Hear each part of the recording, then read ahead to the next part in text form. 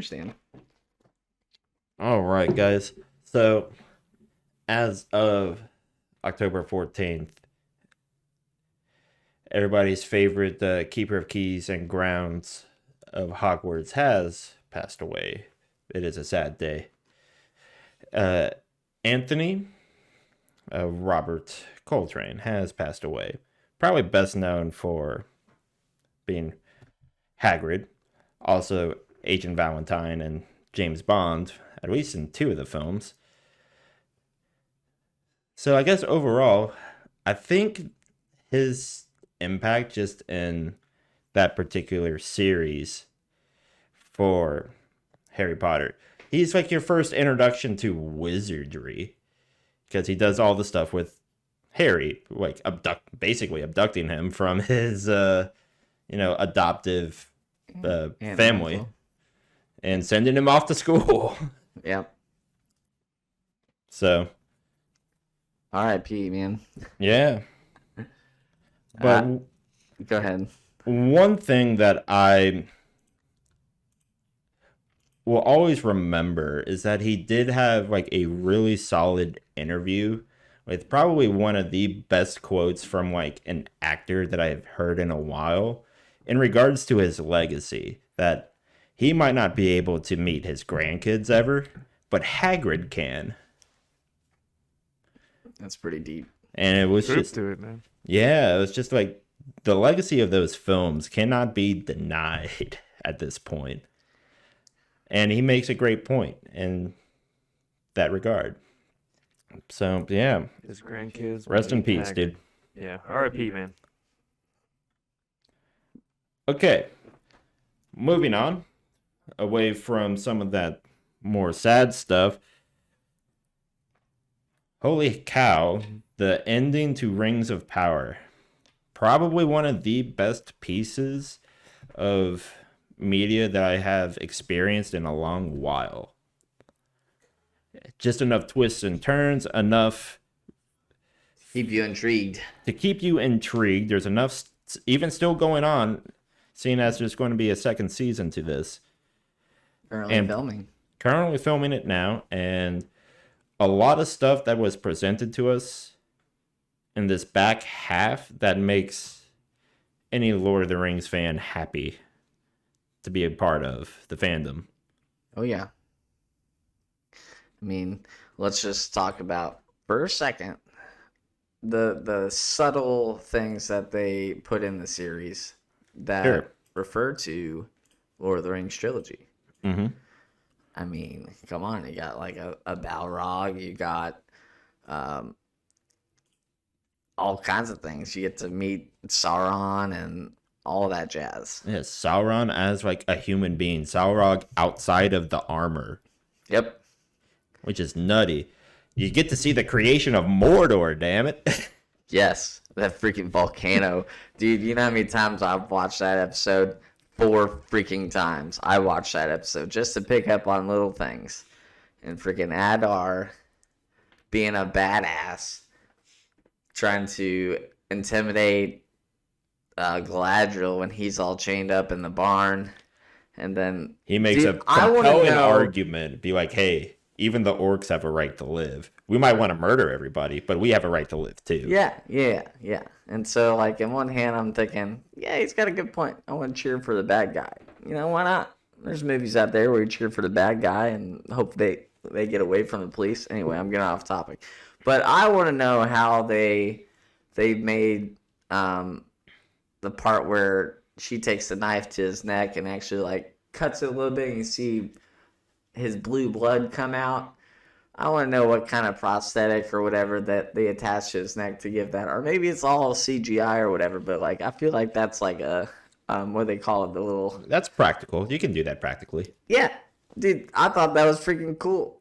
Oh yeah, just that she got so close to losing her cool in that particular instance, and then that Sauron of all people, as we find out, ends up. Like, you know, sparing... bringing her back her from, like, the darkness. Which How do we want to do this particular episode? Do we just want to go down like all of like the different theories that we've said in our previous video? Go Sure, check it let's out. do it. Let's do Or it. do we want to talk about like the episodes? Let's do both. I love Okay. music theory. Fair enough. So, Jake, do you happen to remember any of the theories that we were talking about? Well, put me on the spot, but no, I do am. not. Okay.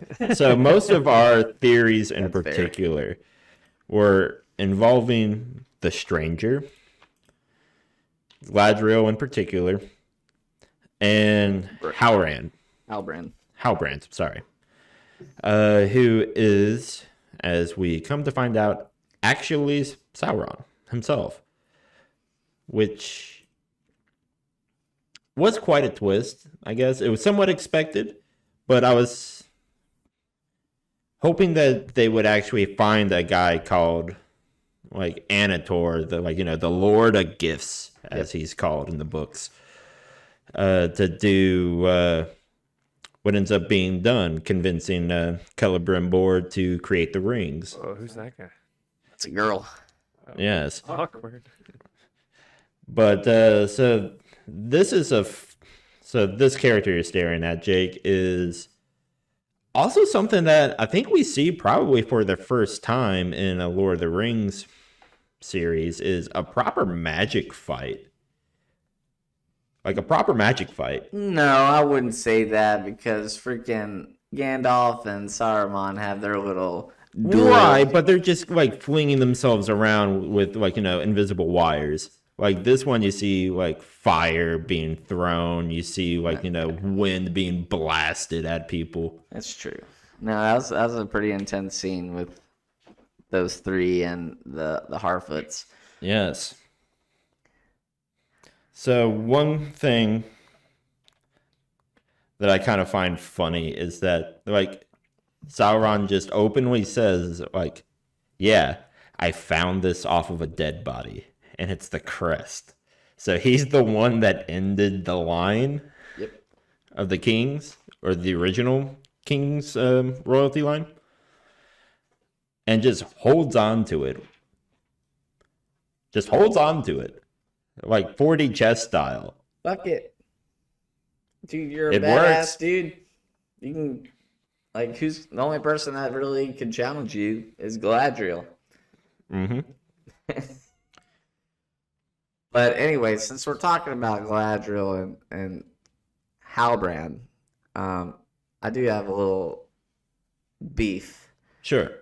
Maybe this will be fixed, or maybe some like flashbacks in the second season or something. But the way they ended the series is that the three rings for the elves were made, and they're Correct. implying it first. Mhm. In the books, they are made last. And so Sauron already made the ring, and the 9 rings are made for the men, and then the 6 for the dwarves, and Right. then it's the 3. But we've only seen the 3 rings for the elves made first. So are they Right. implying that the other rings were already made? In that case, why didn't they show it? And so that's kind of my biggest beef with that. Or are they going to save that and do like some flashbacks? I think or- that's what they're going to do in season 2 here. So I guess we'll jump into the crazy fan theories for the upcoming season. Is that I gotta wait a year. It's bullshit. right? But Sauron has to meet with the dwarves at some point. Yes. I think that's where they're going to bring back the Anatar, Lord of Gifts concept. And that is where they're going to reopen the sealed mithril mine to get more of it. Because Sauron couldn't figure out how to make the rings. He needed Celebrimbor to kind of solve that problem for him. Yep. And they figured it out that, oh, you need elvish gold and silver along with dwarven mithril to be able to make it work. And they only have like a sliver, but They I already don't- used they up didn't all u- that they didn't sliver. use all of But that. there's an entire mine. Yeah, which is obviously gonna wake up a Balrog. So Yes. Everybody's best friend Balrog. oh man, I can't wait, dude. he needs to wake up. I know it's gonna probably fuck some story shit up, but I kind of want him to wake up and fucking destroy everything now because I just want to see what they would do with that. But it can't happen. It can't happen. The Hobbit still has to occur. Correct. And they use the same mountain. Yep. Khazad-dûm is Smaug's like little dragon horde location. So he can't. Well, he could be awake, but I guess still just sealed off. But I don't know if Balrog would necessarily care if there's a dragon there. Dude, how cool would that be? A freaking Balrog and a dragon fucking duel? They just duke it out. Yeah. I mean, a bit like 100 years too early. Dude, but it'd be cool. Quick question. Sure. This doesn't mean anything to you, but I kind of want Kenny's opinion. Who would win in that fight? A Balrog or a dragon? Or in this case, Smaug? Probably the Balrog. No. Really? Yeah. Why? All right, go ahead. Defend your answer. Well, because there's multiple of the Balrogs. Like, they can just be remade. The dragon, Smaug in particular, is more or less the last one. At least in the series that you see. Sure. So from there, it's just like, okay, the Balrog's also just like a demon of fire and smoke. The dragon really only breathes fire and like claws things to death. Yeah, but like the fire's not gonna even injure a dragon. Yeah. And I guess his only real weakness is that one little scale that Right, which is, taken plot out. point. You got to find some way to beat the thing, yeah. But let's Balrog has to get dropped shoves into a his lake finger- by Wizard Jesus. So I don't know. I think that'd be pretty cool. I'm convinced that Smaug would win, but whatever. Yeah. So I guess from there we do see a handful of kind of fun things. You see a lot of like the crisis of faith moments, I suppose, in both like the different Numerians. You see that in Galadriel. You see that in the dwarves. Man, I felt bad for Durin. Especially because he gets removed from the royalty line. Yeah, but the king has to die, so he's obviously going to become king. But that was a pretty harsh moment when the king just removed his crest. And it's like, hey, that's not yours anymore. Yeah. Especially after the big talk of like, hey, heritage means everything for dwarves. Yeah. You are now removed. Basically a huge fuck you. Yep. So moving on from there, we do see basically just instances of like, okay, they're setting up for later events in the timeline that have to occur at some point. You see that the Numerians are going through a rough time with their queen going blind, the king passing away while they're out at war. You see, I'm going to butcher the name, Elendil? Seaguard man. Elendil. You see him, like, finally actually, like, being proud of Isildur. Yeah. And having that being, like, immediately taken away, like, 20 minutes later is also a rough moment. Yeah, and when that volcano erupts, I just want to point this out. I don't care if you're an elf or you're powerful, whatever. Oh, but no, if she should have been dead. She took that to the face. You cannot survive a Pyroclastic cloud? pyroclastic cloud from a volcano. That you doesn't cannot. work. I don't care if you're a wizard or not. You can't survive that. That is literally a fucking cloud that is Of fire and ash. It's thousands of degrees. It's thousands of degrees, and it has weight to it. Yes, it'll fucking knock your ass over, and by the way, scorch you. It's basically like a nuclear bomb. You're basically evaporated. Yeah. I remember reading somewhere that like 3 inches of just like volcanic ash on like your standard roof is enough to like collapse it. So these people are like, breathing in like enough ash to, cover a small country. And most of them are perfectly fine. They're like, oh, let's just get to like, some fresh air and we'll be okay. Yeah, no, that literally would span for miles. And it does. And it does. So we see the Southlands become Mordor in particular. Like the way they ended that part with Adar and like the Uruks are, like, Adar, you're the freaking king of the Southlands. Like, no, this can't be. We can't call this a Southlands. We can't call this the Southlands anymore. And he sits down or whatever. And then it just that fades transition was great. It was, but I also I wanted him to say it, but at the same time, I'm glad the way they did it. That was acceptable, right?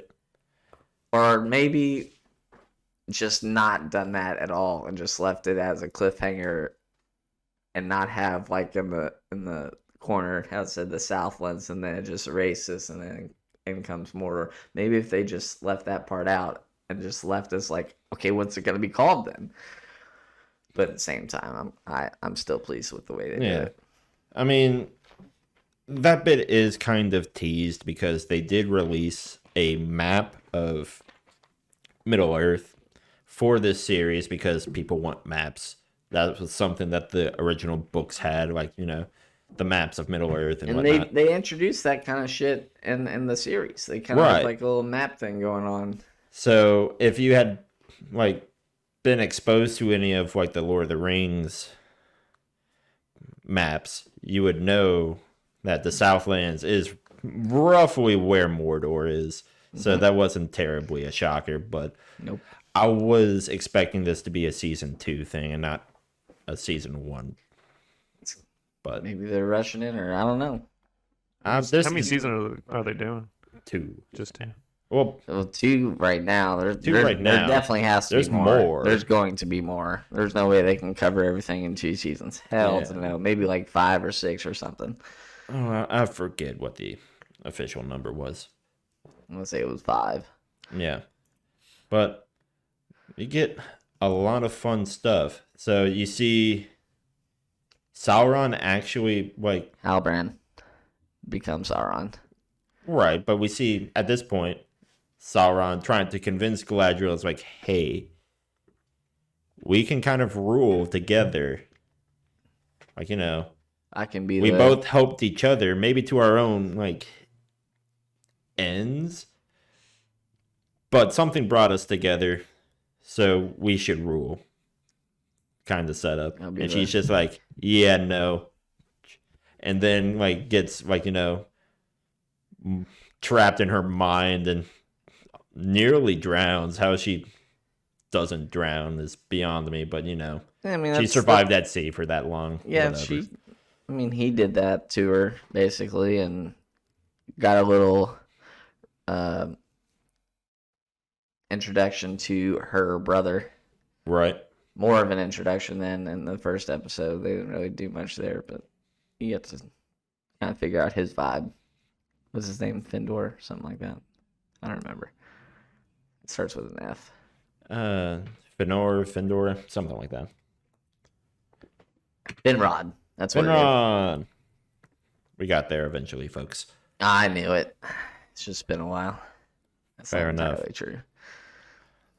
Now, Jake, I know that you're... By the way, Jake is here. He just hasn't seen the series. He just hasn't seen the series. He's being a cheap bastard. I refuse you can just get a free download or a free week of service or whatever. I'm sure. Yeah, that's true. But I'm waiting for House of Dragons to end. So once that concludes, I'll get rid of HBO and then I'll get Amazon so I can watch this. That will. I'm just a cheap bastard. That will be an episode as well. The great finale episode, where we probably will end up covering 3 shows that are all ending at once or have already ended, It's fine. which is fine. I think Colin seems game for it. Jake probably is too. We Now, do whatever the hell we want. yeah, it's our We do show. what we want. But Jake, did you have any like other things that you wanted to possibly bring up in regards to what's been going on with Lord of the Rings so far? No, my big question going into it is I'm just I love when shows, especially prequels, will connect to the original series, for example. So I'm very curious, and I think we've already discussed this in the past. I think they do some of it, but like just connecting it to. Oh yeah, there's The a lot rest of of there's a lot of dots being connected. Like I love those little subtle jokes and connections, and I'm looking forward to that the most. But sure. One thing that I do enjoy seeing is that we see not quite Gandalf. I would love to see him actually be called Gandalf in the second season, just so I can be correct. It's not Gandalf. It's not Gandalf. He didn't come until second age, I want to say. We're in the first age right now, right? No, we're in the second age. Are we? Yeah. Oh, maybe. Yeah, he comes in the second age. But that's not Gandalf. There's no way that's Gandalf. He sounds like Gandalf like once he actually figures out how to talk. No, I think that's like one of the original wizards that comes down and then more sent down, I guess. Possibly, but it's just like it would be easy for him to be Gandalf because he's already been exposed to like, a hobbit race. Sure, I get that connection, but you Because still have how else would Gandalf be like, hey, I know that these short people are great at stealing shit. I'm going to need you to go steal this ring from a dragon. There's that. I mean, you still have Saruman, you still have Radagast the Brown. I mean, all these other wizards that still need to be introduced Right. in the second age. Oh, but Radigan's such a minor character. No. In the series, in the movies, they make him a minor character, but he's more of a bigger character in the books, I feel like. Yeah. so in terms of production, you guys have both seen House of the Dragon so far, right? Yes. So in terms of production, can you compare the two? Is this one, in your all's opinion, better made? So I do think that Lord of the Rings has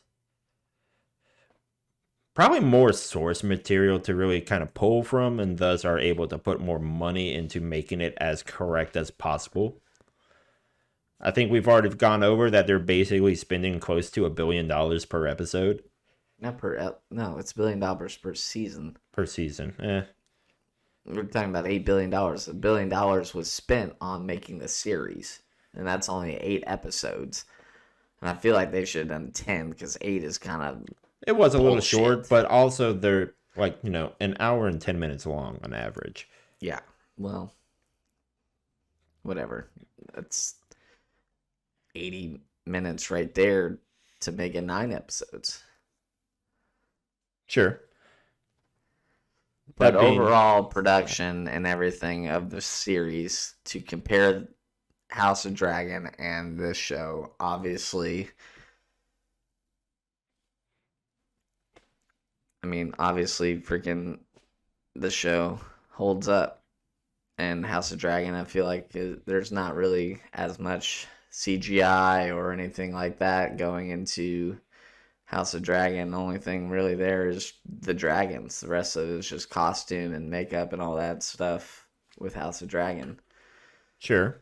Maybe. I don't know. Tell me if I'm wrong. I don't know. But I feel like definitely more has been put into it, and it shows. Okay. So I would say that aside from the island nation scene when they're going into port, like you don't have that on Earth, at least not anymore. So that was probably CGI'd up, but everything else is pretty practical. Most of it is just like camera angle work between showing like, the 4 feet of difference between the stranger and Nori. Yeah, that was kind of comical. Yeah. So you see, I guess the most CGI in like, the volcanic ash cloud, like, wiping out everything. Was the CGI pretty good? It passes, It sure. looked real as fuck. Disney's been blowing Yeah. on the CGI front. Mm-hmm. Now, as for like the ash, like, that's relatively easy to replicate practically, so that's not terribly hard. Costume wise is all solid. Probably the most CGI went into the wizard fight scene. That was pretty intense. That was pretty wild. So outside of that point, they do compare pretty well. It's like, they're both like, multi-million-dollar productions. Well, that's not entirely true. They're probably multi-million dollar. Rings of Power is multi-billion. No, just singular billion. Just a billion. Well, whatever. It's fine. Whatever. Money was spent. Things look nice. I definitely like Rings of Power more so far than House of Dragons. I feel you on that, but let's not get off topic here and talk about House of Dragon. Let's keep on Rings of Power. What are your predictions for season 2? Season 2, we definitely need to see Sauron visit the dwarves. He's probably not going to go by, Sauron. He might. I hope he just shows up as like, the Lord of Gifts, Anator, whatever you want to call him. I would love to see more of the Numerians. At some point in time, we are going to need to see Isildur back again. I mean, Beric went off and is going back to the village to find him under a pile of rubble. Maybe Somehow the still be rebel alive, knocked him but- out or something. Or Yeah.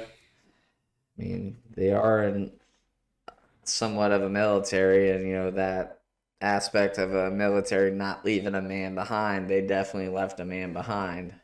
Well, I mean, and their defense, they did say that they were leaving a battalion behind to, like, search for the missing, which at that point it's less of a search and rescue and more of a, like, corpse recovery. Pretty much. So from there, I would love to see some more interaction with Adar. Yeah. I would love to see a conversation between him and Sauron to see how that plays There out. has to be. There has to be, right? Because there's going to be a transfer of power there. I want to know how that. I mean, it's Can probably just unfold. going to end with Adar losing his head or, like, getting stabbed. Would be my guess. He just falls over I dead. want to know who the hell the Witch King is and Witch King of Angmar. I want to know who that is going to be. Like, is that going to be later introduced into season 2, or have we already met them now? I don't know. It would be fun if it was the one traitor guy No, that you see. No, it's not going to be. I know who you're talking about. The guy who actually opened the key and flooded everything. He begins with a W, yeah. No, it's not going to be him. I don't know who it's going to be. My money on, like, the last episode, I said I thought Halbrand was going to be the Witch King, but clearly he is Sauron. Spoiler, by the way, Jake. Not that we haven't been saying this for, like, the past, like, 20 some odd minutes here. But still watch the show, for sure. still watch the show. But we need to find out who the Witch King of Angmar is and his followers. Yeah. There's so many. I have so many questions There's still. so many questions. How do they go about making the rest of the rings? How does he get away with it? In this coming season, do we see Balrog again? How crazy would it be if we actually, by the end of this season, we actually see, like, Smaug show up? A season 2 Smaug show up? Well, or season 3 or 4 or whatever. Just to have him actually, like, appear. Because he is technically alive, just not around. Right. I don't know. We'll see how that turns out. We'll see how that turns out, if it turns out at all. What about the what's his name? The elf and the one chick. Their romance, and they're obviously staying behind and going to the village of Algar, whatever the fuck it's called, which later ends up being torched on the river on the way to the Battle of Pelennor Fields in Return of the King. Yeah, that's where the Oliphants come in. Jake, you remember that? I do. Yes, they only count as one, by the way. It does, and an elephant does only count as one. I agree. I understood that reference. He gets that reference. He does not. What he's saying is the freaking Oliphants on top of them were like a bunch of soldiers and shit. And freaking Legolas has this little moment of like climbing up on top of one and like shooting soldiers with his arrows. He kills like 20 people on top of the Oliphant, and then the Oliphant itself, and he's just like, yeah, the Oliphant only. Well, Gimli's only like, yeah, the giant elephant only counts as one. Yeah, for sure. It definitely only counts. Yeah, the friendly banter. Which it's sad to see Elrond get kicked out, but it happens. Fantasy racism. And who's gonna be the king of the dead?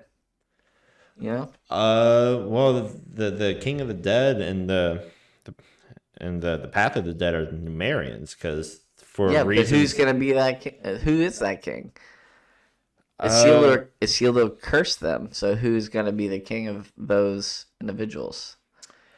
Hard to say. It's not his father, because he already died. He's already dead by that point in the story. Yep. And maybe like the one like senator guy that's back in Numeria, that's kind of like not being like a puppet master sort of guy. So. Yeah. No, it's not gonna be him. Yeah. Maybe it's gonna be Theo. Huh? What about that? Could be Theo. He's young enough. I was surprised that I actually came around on Theo's character. I thought he was just going to be like a little shit kid. No, he's going to become a soldier. But he becomes a soldier. But like, hold on. Speaking of that, so the hilt that they find underneath the floorboards, sure, which is then used as a key. So that freaking like wounds his arm and leaves like a little pattern. Yeah, definitely leaves and as well as on the old guy, whatever the fuck his name is, there has to be some story with what that meaning is. Or are they just gonna be like showing, like, you know what I mean? Right. It's what they bring up, like, you know, a good handful of frames where you see him, like, you know, looking at the wound still, being like, hey, this hasn't, like, it's not really like healed at all. It's in a fucking pattern. So, like, well, I mean, he got stabbed by the end of the sword. Sure, sword keyblade, whatever. Yeah, and then their blood is introduced into the hilt of the sword, and then it actually forms out of smoke and ash. Sure, cool. So, but what's the story with that? Can anybody just pick it up and cut themselves and that shows up, or I suppose we'll find out. You know, I don't know. I'm just shooting all kinds of shit out. Yeah. I think I'd also like to see. I don't know. There has to be more to the elf, whatever the fuck his name is, the little romance that he and the kid's mother have. Right. Are they just minor characters and they're just, I don't know. I want to know what's going on with those two. I'm honestly surprised that, I mean, I know it was like a big point that they survived, but I was kind of hoping that they didn't, because like their particular role in the story, at least up until that point, had been like completed and like tied up in like a nice little bow, right? But I see what you're saying. I suppose that somebody actually has to like manage like the surviving townsfolk that eventually like become I mean, she's part obviously, of Gondor. yeah, she's gonna be the leader, I guess. Yeah. Palagar or whatever the fuck it's called. We'll butcher it every time. Don't worry, folks. So one last thing, I guess, crazy fan theory wise, I was kind of hoping the Harfoots would be just like, hey, we're gonna stay right here and wait for you to come back and have this end up being like the Shire or something. That would have been a great like moment. It's like, oh hey, like go have your fun adventure. Like you have till like the end of the season or whatever before we leave, and then. I mean, no, that wouldn't work because they're in the Southlands at the moment. I suppose so. Like the southern bit of the Southlands that becomes Rohan, I believe. I think the southern bit's Rohan. I have no idea. No, that would be Anyways. it'd be Gondor. Well, all of it's like Gondor, right? Southlands is Mordor and Gondor, essentially, and then Rohan is west of that. That might have been the western side. It's been a minute since I've looked at the map. Whatever. Colin,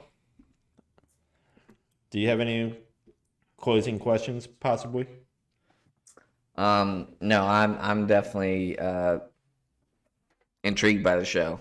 I'm very excited for what season 2 is going to produce and where it can lead. And let's see where all these minor characters, maybe they'll become more of a major character. Yeah, a major character in their own story, their own little side plot. I want to know more about the Queen Regent. I guess she just got. They didn't really give much detail on how she became blind. I guess it was just like she a took flash. She took a bunch of like burning cinders to the eyeballs. I mean, yeah. So she claims that she's gonna return and bring a bunch of soldiers with her back to fight. I have a feeling that she's not gonna return, but Numenor is. I think there's going to be some overthrow, if you will, and she's going to end up either locked up, killed, or whatever, but she's not coming back. I mean, what is she going to do? Lead people into battle? She's blind as fuck. Well, that's not really what her job is. That's what the Sea Guard captain / the future King of Man job is in their military structure. Something's definitely gonna happen with her. I don't see her returning. Personally, I definitely am excited to find out who the fucking Witch King of Angmar is. Other than that, yeah. All right. My closing thoughts is more or less the same along what you're saying. I want to see where they take Theo's character, how quickly they bring back Isildur. Or Isildur, whichever. Now that we have like the rings made, 3 of them. how do we get the other rings involved? Do we actually see the elves use the rings? I mean, I would assume they're gonna use the rings. I mean, why wouldn't they?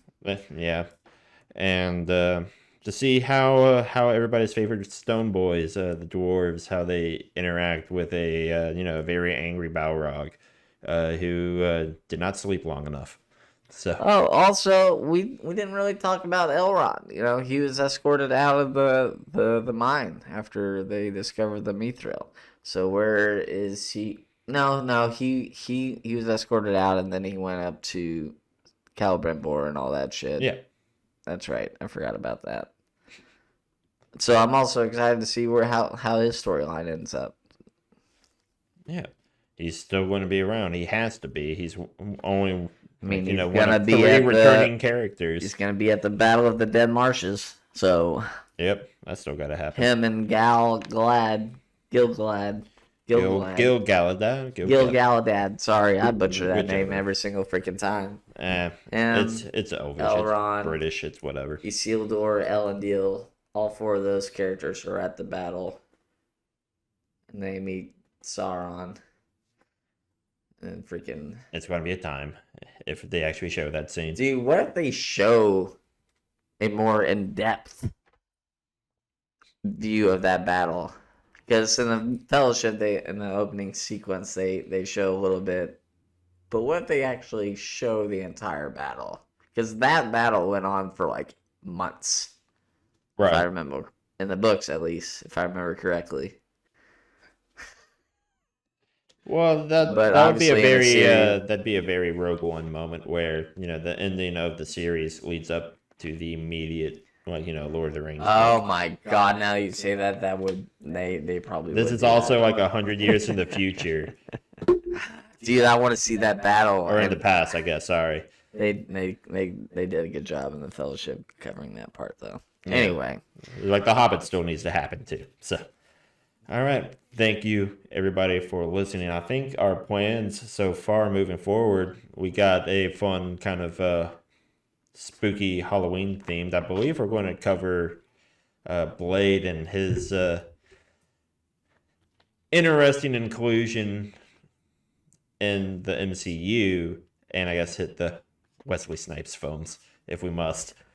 But from there, we also have a guest coming in a couple weeks to talk about something I am going to be super excited for. let's keep But our we'll keep that one a bit more of a secret. yeah. So stay tuned. Listen to our Instagram, Derby City Fandom. Yeah. Thank you for this support so far, everybody, and we'll see you next time. Deuces. Goodbye. See you, everybody.